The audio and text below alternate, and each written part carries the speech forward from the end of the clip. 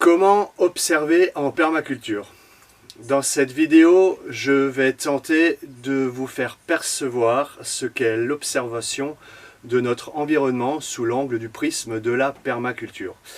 Et pour vous aider à comprendre, nous allons observer de près, de très près, un nid de guêpe qui s'est installé chez moi.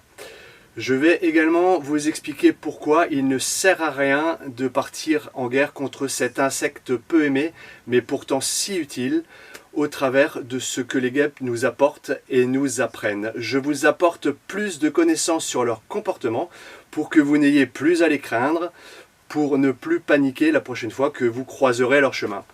Je vous détaille ce qu'est la peur, comment elle s'installe dans notre cerveau et comment on la surmonte.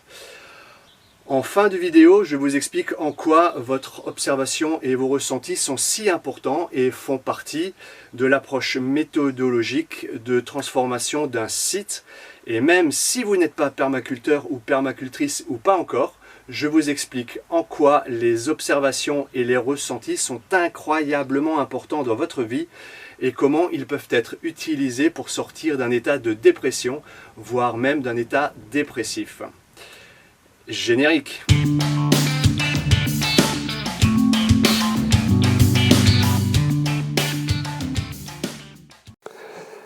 Salut à toutes et à tous les artisans du Nouveau Monde qui regardaient cette vidéo. Bienvenue sur Permaccessible. J'espère que vous allez bien parce que moi je vais pas mal. Je suis Mathieu, permaculteur et électroculteur basé en Alsace. Si vous partez d'un site qui ressemble à celui-ci ou bien pire, et que vous cherchez à le transformer en quelque chose qui ressemble à ça, ou bien mieux, alors vous êtes au bon endroit et je peux vous aider à créer votre îlot d'abondance et de biodiversité en vous apportant des idées, des pistes de réflexion, un changement de regard ou d'angle de vue, des connaissances, des observations et bien entendu des méthodes générales ou des méthodes sur mesure pour créer votre potager ou votre jardin forêt comestible. Et tout particulièrement si vous ne disposez que d'un petit espace ou même un très petit espace. Si vous ne cultivez pas, je peux également vous aider à rééquilibrer votre vie au travers de ce que nous apprennent les principes de permaculture au niveau des synergies dans les rapports humains. La permaculture est l'assemblage de techniques, de sagesse et de connaissances anciennes auxquelles on a ajouté des découvertes scientifiques modernes, et on en ajoute encore d'ailleurs. Et à ce sujet, les neurosciences nous apprennent énormément d'éléments concernant le fonctionnement de notre cerveau, ce qui nous éclaire pleinement concernant les méthodes de contrôle de nos pensées, concernant la gestion de nos émotions ou encore le contrôle de notre ego. Donc, si vous traversez une période de vie difficile comme une crise personnelle ou une crise de couple par exemple, il y a de fortes probabilités que je puisse vous aider grâce à ces toutes nouvelles découvertes neuroscientifiques. N'hésitez pas à me contacter à ce sujet par email que vous trouverez sur mon site, dont le lien est en description sous cette vidéo. Avant de passer au cœur du contenu de cette vidéo, si ce que vous allez y apprendre vous semble être intéressant, pensez à laisser un pouce en l'air pour permettre à d'autres personnes de découvrir les informations qui s'y trouvent. Parce que plus il y a de pouces en l'air, plus l'algorithme de YouTube la proposera aux personnes susceptibles d'y voir un intérêt. Et ceci permettra donc à d'autres personnes d'être aidées par les informations qui peuvent s'y trouver. Allez, on y va pour cette vidéo dédiée à une approche de l'observation si utile en permaculture ou si utile pour se reconnecter à soi.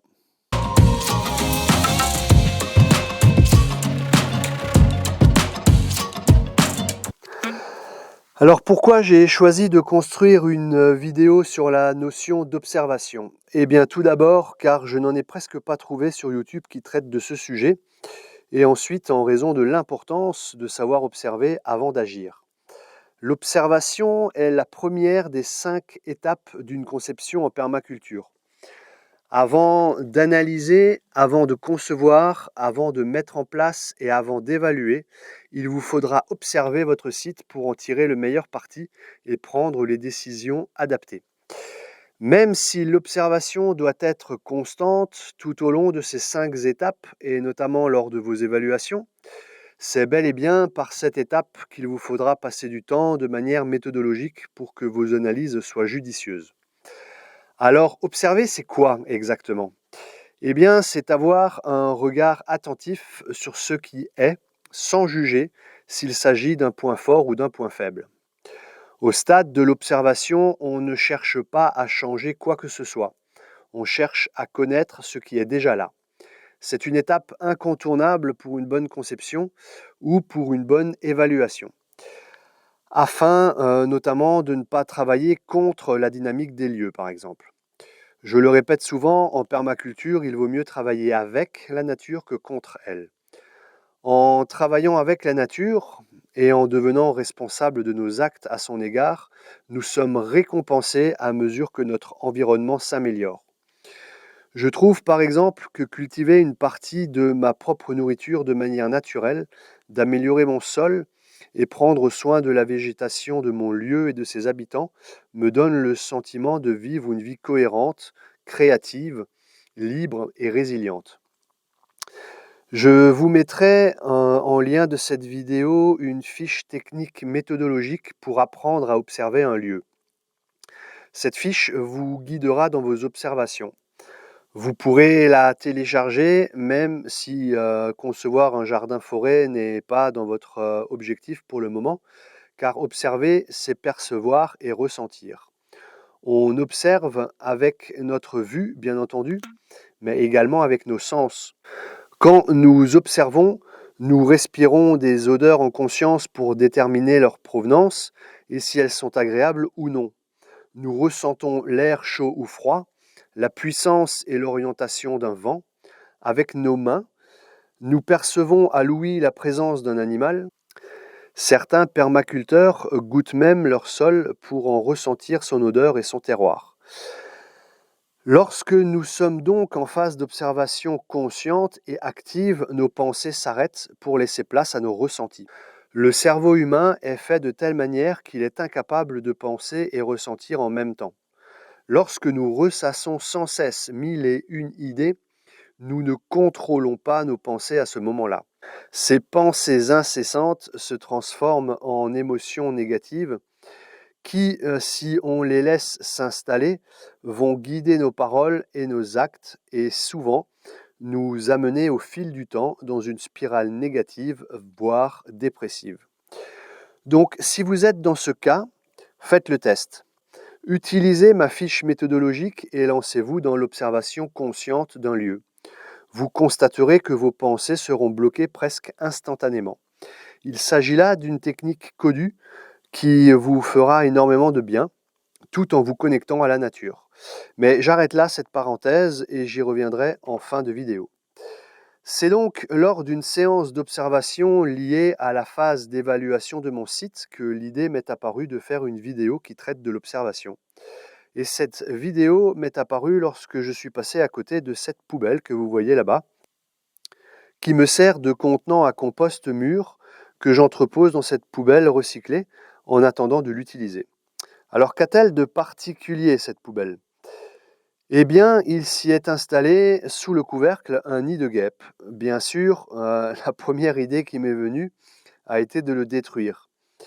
Et comme très souvent, ce genre de pensée est guidé par la partie de notre cerveau qui se nomme le cerveau reptilien, dont la fonction est d'assurer la survie de notre espèce en mettant l'ensemble de notre système cérébral en mode survie, en actionnant la fuite ou le combat lors d'une agression par exemple. En ayant conscience de ce processus cérébral, j'ai été en mesure de me sortir du mode survie lié à ce nid de guêpes qui ne présentait pas un danger immédiat malgré les informations que mon cerveau m'envoyait pour le maintenir en mode complexe et utiliser l'observation sans jugement afin d'évaluer la situation. Et c'est grâce à ce processus conscient que j'ai décidé d'observer plutôt que de détruire ce nid. Il est fort probable qu'il y a encore quelques années, j'aurais enlevé ce nid sans réfléchir, guidé par mes peurs et par mon cerveau reptilien. Alors comme le I de Permaccessible Répit est le I de intention, j'en profite tout de suite pour vous donner quelques explications concernant le processus cérébral de la peur et pourquoi elle n'est souvent qu'une illusion de notre cerveau. Et ensuite, je vous explique pourquoi la permaculture nous parle d'observation.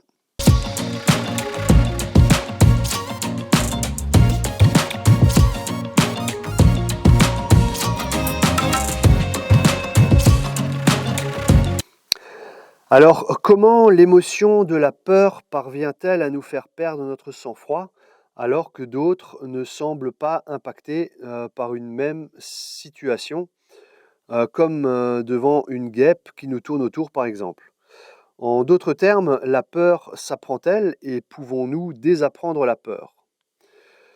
On sait que la peur va s'acquérir en souffrant, mais aussi en observant les autres souffrir. Les neurosciences nous démontrent que nous avons dans notre cerveau un certain type de neurones que l'on appelle des neurones miroirs. Ces neurones miroirs font le lien entre la personne qui souffre et nous-mêmes. Donc, les contextes que nous rencontrons où nous voyons une personne avoir peur de quelque chose vont inculquer une peur chez nous. Les mécanismes classiques d'apprentissage de la peur sont connus. Le premier d'entre eux est le conditionnement. Lorsque vous allez ressentir une douleur dans un contexte précis, comme une piqûre de guêpe par exemple, ce même contexte va inspirer la peur la fois d'après. Le mécanisme de conditionnement s'estompe cependant au fur et à mesure que l'on rencontre à nouveau ce même contexte, mais sans subir de piqûre. Ce mécanisme a été identifié par Pavlov il y a environ un siècle. Le deuxième mécanisme d'apprentissage de la peur est ce qu'il se produit lorsque vous allez voir une personne qui éprouve une douleur dans un contexte donné. C'est comme cela que vous allez apprendre la peur. Si vous voyez que la personne a peur, eh bien, vous risquez d'avoir peur aussi, si vous n'êtes pas conscient de ce mécanisme, bien entendu. C'est donc par simple observation, sans éprouver la douleur vous-même, que vous allez acquérir la crainte de ce contexte. Ce mécanisme s'appelle l'apprentissage social de la peur. C'est pour cette raison que parfois vous paniquez à l'approche d'une guêpe en gesticulant dans tous les sens, alors même que vous ne vous êtes jamais fait piquer. Cet apprentissage social de la peur repose sur des circuits de neurones qui sont localisés au sein de la structure de la peur du cerveau, qui est l'amygdale cérébrale. Notre amygdale cérébrale est subdivisée en différents noyaux. Le noyau central, le noyau basolatéral et le noyau latéral, ainsi que le noyau médial. Les neurosciences nous indiquent désormais qu'une connexion neuronale entre le noyau latéral et l'amygdale et le noyau médial est nécessaire à ce transfert de la peur d'un individu à un autre. Donc en définitive, si vous êtes entouré de personnes qui ont peur de certaines situations, comme par exemple du contact avec une guêpe, vous risquez d'avoir peur de ces mêmes situations. Mais maintenant que vous avez conscience de ce mécanisme, alors même que vous ne vous êtes jamais fait piquer, vous êtes en mesure d'agir avec calme la prochaine fois que vous serez en contact avec une guêpe. Et une des façons d'agir avec calme est de se mettre consciemment en mode observation. Ce qui est l'objectif de cette vidéo au travers de l'observation d'un nid de guêpe. Enfin, pour en finir avec les mécanismes de la peur, les neurosciences nous apprennent également les bases cérébrales de nos peurs. La peur résulterait de l'activation concomitante de multiples zones du cerveau. Certaines parties des lobes temporaux de notre cerveau subissent un afflux de sang durant les accès de panique ou les moments de frayeur. Si on stimule électriquement ces régions-là, on peut déclencher un sentiment de peur juste avec de l'électricité. Donc finalement, que ce soit quelque chose de réel ou déclenché avec une impulsion électrique, on va ressentir la même chose. Nous pouvons donc constater que parfois nos peurs n'ont pas de fondement réel, ou plutôt c'est nous qui imaginons les fondements de nos peurs. Voilà, j'espère que ces petits éclaircissements sur les mécanismes de nos peurs pourront vous aider si vous êtes concerné par des peurs paniques. Je vais vous expliquer tout de suite pourquoi la permaculture nous indique l'importance de l'observation, et ensuite je vous partagerai ce que nous apportent les guêpes, si tant est que l'on ne les combatte pas, mais également ce qu'elles nous apprennent. Mais avant de passer à la suite, juste un petit mot pour vous dire que vous trouverez en description de cette vidéo un lien pour accéder à la fiche méthodologique pour apprendre à observer consciemment en utilisant vos sens. Je la mets à votre disposition car elle vous sera utile pour observer votre site si votre objectif est une conception selon les principes de permaculture, mais elle est également d'une grande puissance si vous souhaitez vous en servir pour rééquilibrer votre vie et sortir de vos pensées incessantes et de vos ruminations. Vous trouverez également des liens pour accéder directement à mon offre de coaching. Que ce soit pour gagner du temps dans votre démarche de conception afin d'éviter des erreurs coûteuses en énergie et en démotivation, ou pour améliorer vos interactions sociales, familiales ou professionnelles, un coaching est souvent salvateur et générateur de prise de conscience. N'hésitez pas à me contacter par email si vous avez des questions à ce sujet. Vous trouverez mon email sur mon site en description de cette vidéo également. À l'intérieur de ce site d'ailleurs, vous pourrez également accéder aux formations méthodologiques audio avec notamment celles qui traitent des secrets du lombricompostage, puisque à partir du 1er janvier 2024, il devient obligatoire de trier ces déchets alimentaires. Le lombricompostage va donc devenir une solution intéressante pour tous les particuliers, particulièrement si vous vivez en appartement. Allez, on y va pour savoir pourquoi la permaculture nous parle d'observation.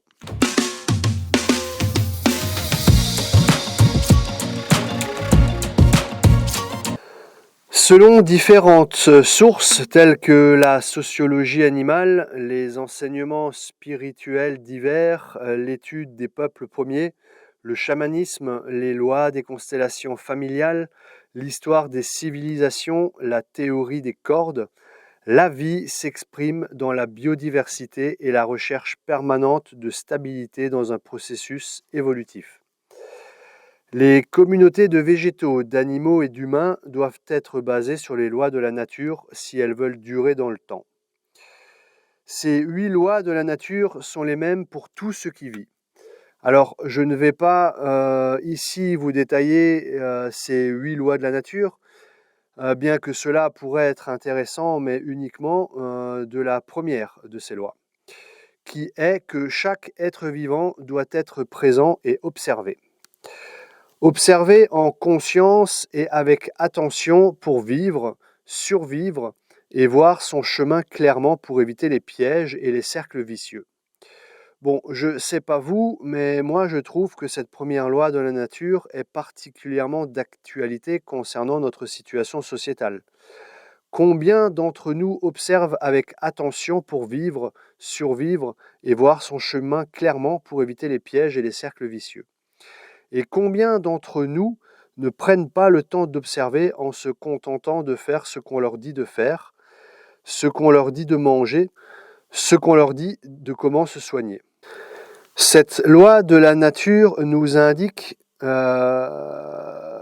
si l'on marche dans un trou ou dans des épines et que l'on se blesse, ce n'est pas que la vie est souffrance, c'est parce qu'on ne regarde pas où l'on met les pieds.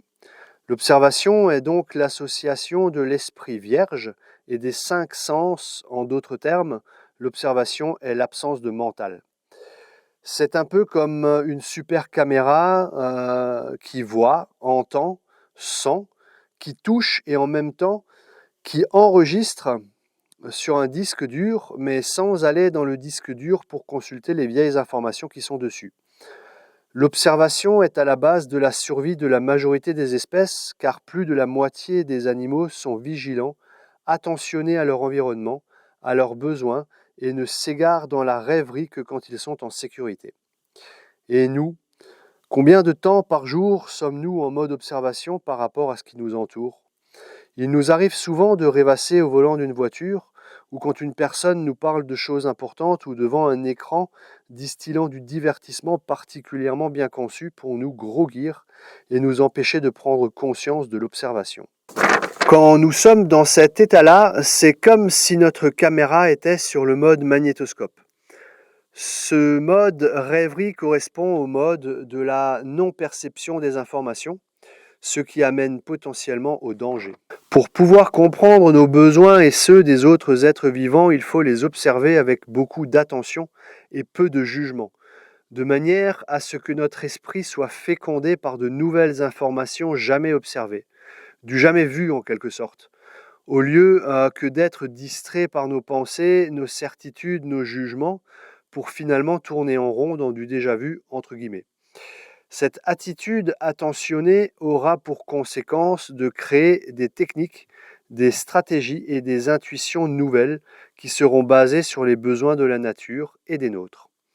L'observation aura aussi pour conséquence de voir nos enfants, nos conjoints, nos voisins et nous-mêmes sous un autre angle, de pouvoir changer des comportements qui nous viennent de nos parents, que nous ne pouvons pas voir si nous ne sommes pas observateurs.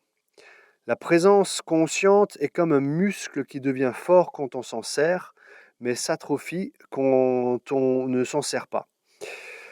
Allez, je m'arrête là concernant l'observation et on passe à la pratique avec ce qu'on voit à l'écran. Avec ce fameux nid de guêpe qu'on n'a pas du tout l'habitude d'observer. Et ensuite, je vous ferai part d'une méthodologie pour apprendre à observer en conscience ce qui nous entoure. Et je vous explique en quoi l'observation consciente a un réel impact positif sur les états de déprime et de dépression.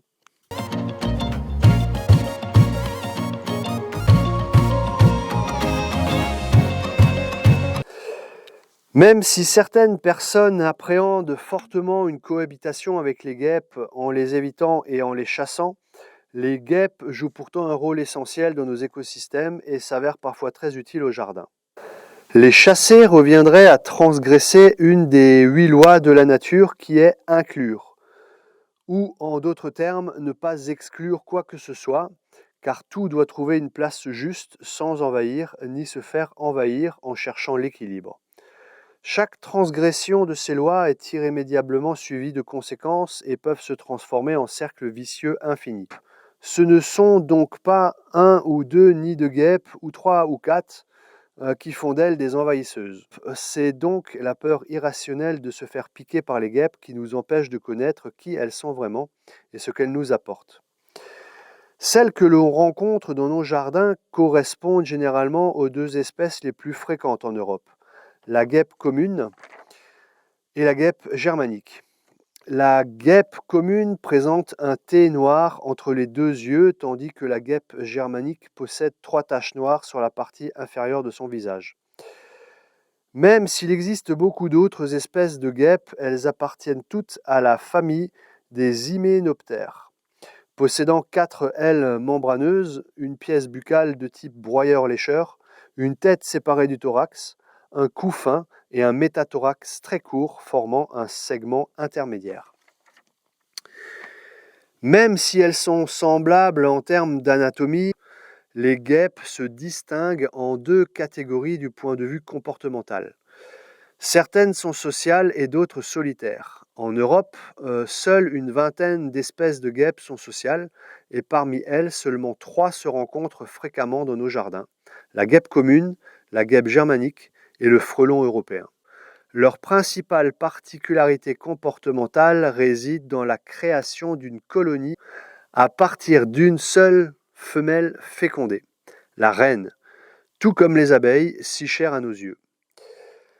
Mais la majorité des espèces de guêpes sont des guêpes solitaires. À l'inverse des guêpes sociales, les guêpes solitaires sont toutes fertiles et ne forment pas de colonie, elles travaillent seules.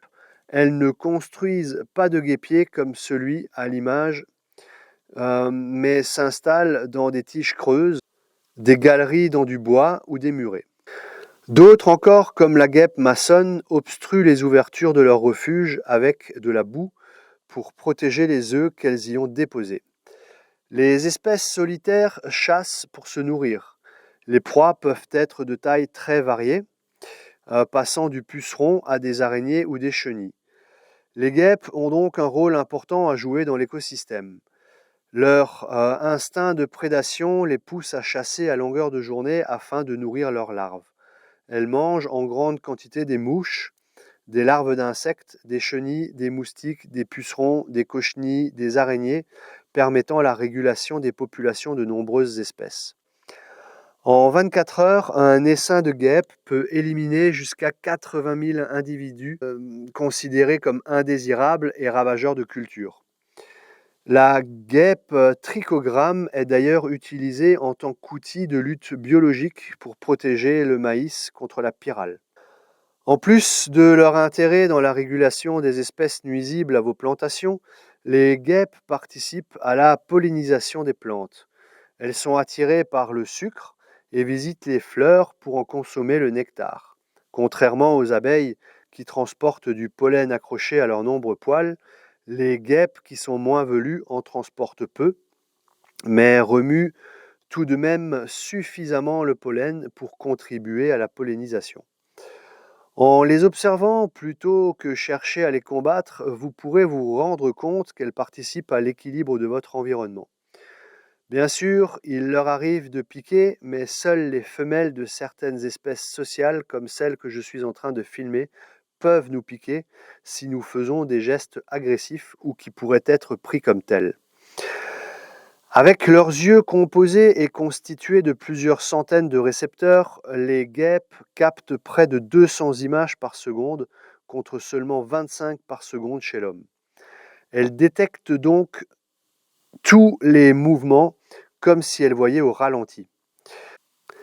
Sachant cela, à nous d'éviter les gestes brusques et ne pas leur prêter attention afin de les laisser jouer leur rôle dans l'équilibre des écosystèmes, car elles n'attaquent qu'en cas de défense ou pour protéger leur territoire, alors qu'elles sont en fait comme nous, de simples ouvrières qui effectuent leur travail, qui cherchent leur nourriture à ramener au nid pour nourrir leur descendance, tout en participant à l'équilibre de leur environnement. Voilà, je vous livre à présent une petite approche dont vous pourrez vous servir pour observer votre environnement en conscience et de manière structurée. C'est une méthode qui pourra vous servir pour observer votre site si vous êtes au stade de la conception ou de l'évaluation de votre projet, mais comme je vous ai déjà expliqué, elle pourra également vous servir à rééquilibrer votre vie si vous êtes en train de traverser une période de déprime ou de dépression. Je vous explique tout dans 5 secondes.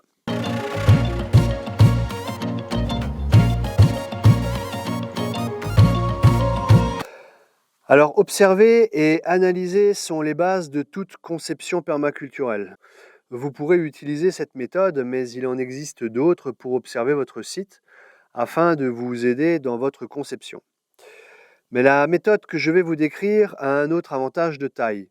Elle peut littéralement vous aider à rééquilibrer votre vie. Vous pourrez donc l'utiliser et en ressentir tous les bénéfices si vous traversez une période difficile dans votre vie, soit que vous en recherchez le sens en traversant une des 3 crises existentielles, soit que vous vous sentiez déprimé, soit même que vous soyez dans un état dépressif bien installé.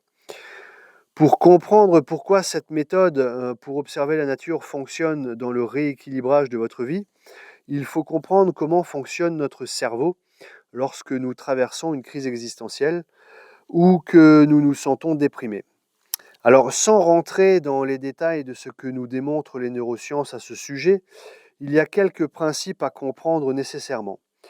Tout d'abord, notre mental génère des pensées qui, à leur tour, génèrent des émotions, qui, à leur tour, génèrent des paroles et des actes, qui, à leur tour, génèrent notre réalité et notre condition.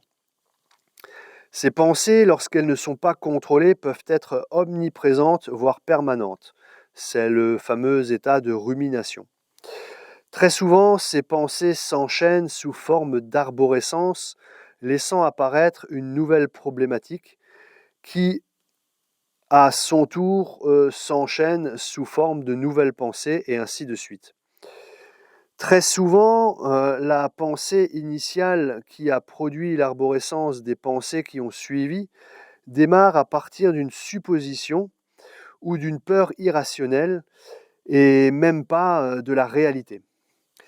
À ce moment-là, c'est votre mental qui pilote votre condition et non plus votre être. Le problème, c'est que ces pensées vont générer des émotions négatives telles que la peur, la colère, la tristesse ou le dégoût. Si ces émotions ne sont pas traitées, elles peuvent s'installer et l'état dépressif avec elles, entraînant tout un tas d'actes ou de paroles négatifs pour vous-même ou pour les autres. C'est souvent à ce moment-là que l'on cherche des solutions médicamenteuses ou des excuses qui accablent votre entourage ou mettent la responsabilité de votre état sur d'autres personnes ou sur des événements extérieurs. Pourtant, en agissant sur le contrôle de nos pensées, nous prenons conscience que nous avons un vrai pouvoir sur la gestion de nos émotions. Alors comment s'y prendre pour contrôler nos pensées ? Eh bien, il y a plusieurs méthodes et je vais vous proposer celle que j'utilise. Tout d'abord, il y a une chose importante à savoir qui va vous servir pour prendre conscience que ces ressources sont à l'intérieur de vous et nulle part ailleurs. Ce qu'il faut savoir, c'est que notre cerveau est incapable de ressentir et penser en même temps. Il ne peut pas faire les deux à la fois. Donc à chaque fois que vous mettez consciemment votre être en mode ressenti, vous savez que vous êtes en train de contrôler vos pensées. Alors qu'est-ce que le mode ressenti ? Eh bien, il s'agit tout simplement de concentrer votre esprit sur les sensations d'une partie de votre corps. Par exemple, vous marchez dans la rue et vous vous surprenez en pleine rumination. Vous concentrez alors votre esprit sur les sensations ressenties sous votre voûte plantaire, par exemple, à chaque pas que vous faites. Vos pensées vont immédiatement s'arrêter.